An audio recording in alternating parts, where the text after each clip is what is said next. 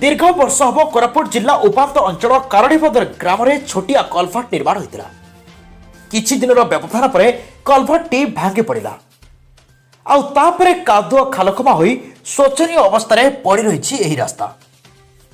एपरी एक दृश्य देखा मिली कोरापुट जिला नारायणपाटना ब्लॉक तल गुमांडी पंचायत कारणीपदर गाँव में दुर्गम अंचल ग्राम होता बेले आदिवासी कुईकंद संप्रदायर 65 परिवार एवं 300 ऊर्ध्व लोक एठारे बसवास करुछंती।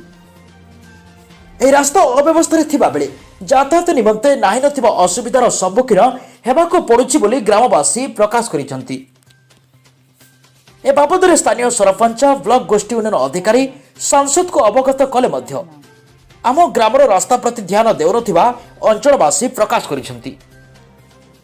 उपात अंचल कारणीपदर ग्राम में पक्का रास्ता केबे निर्माण हब ताहा देखिबाकू बाकी रहिला।